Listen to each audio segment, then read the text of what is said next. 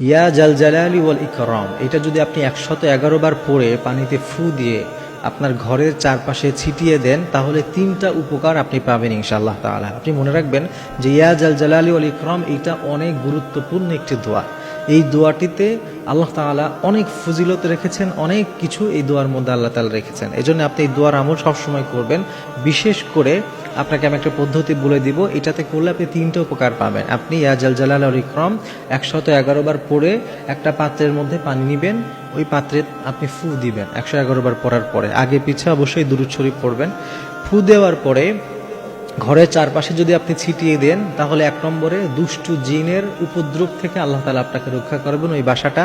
ওই বাসায় যত সদস্য থাকে তারা রক্ষা পাবে। যদি আপনি বাসার চারপাশে আপনার যতগুলো ঘর আছে ঘরে ছিটিয়ে দিলেন, বাসার চারপাশে ছিটিয়ে দিলেন, দুষ্টু জিনের উপদ্রব থেকে আপনি বাঁচবেন। 2 নম্বরে বিভিন্ন রকমের বিপদ আপদ থেকে আল্লাহ তাআলা আপনাকে রক্ষা করবেন। এবং 3 নম্বরে সংসারের যত অশান্তি আছে এগুলো থেকে আল্লাহ তাআলা আপনাকে দূরে রাখবেন, যদি আপনি এটার আমল করতে পারেন। অনেক সময় দেখবেন বাসা বাড়িতে বাচ্চারা আছে যারা খাবার খেতে চায় না, রাতের বেলা ঘুমোতে গেলে কান্নাকাটি করে। অনেক সময় আপনার নিজেও রাতে ঘুমোতে যাচ্ছেন, একটা অশান্তি বিরাজ করছে, বাজে স্বপ্ন দেখে ঘুম ভেঙে যায়।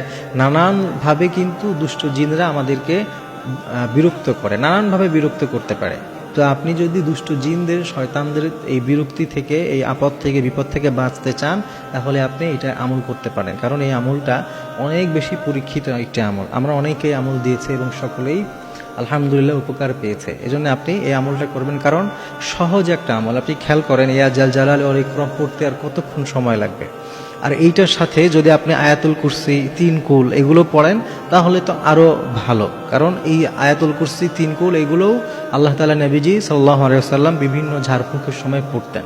তো আপনি যদি চান এগুলোর সাথে অ্যাড করতে পারেন, কিন্তু 111 বার ইয়া জাল জালালি ওয়াল ইকরাম এটা আপনি পড়বেন। আগে পিছে দুরূদ শরীফ পড়ে এটা পরে ফু দিলেন, এরপরে আপনি চাইলে আয়াতুল কুরসি পড়ে ফু দিবেন, এরপরে 3 কুল একবার করে পড়ে ফু দিবেন। তারপরে যত কিছুই আপনি পড়েন আগে এবং পরে শেষে গিয়ে অবশ্যই 3 বার করে দুরূদ শরীফ পড়বেন।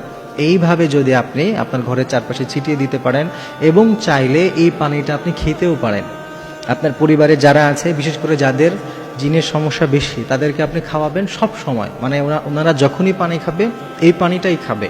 গোসল যখন করবে এই পানির সাথে একটু পানি মিলিয়ে নিয়ে গোসল করবে। তাহলে দেখবেন শারীরিকভাবে, মানসিকভাবে সব দিক দিয়ে এবং আপনার যে বাসা বাড়িটা আছে সব দিক দিয়ে ইনশাআল্লাহ তাআলা আপনি অনেক রকমের উপকার পাবেন। আল্লাহ তাআলা আমাদেরকে আমলগুলো করার তৌফিক দিন।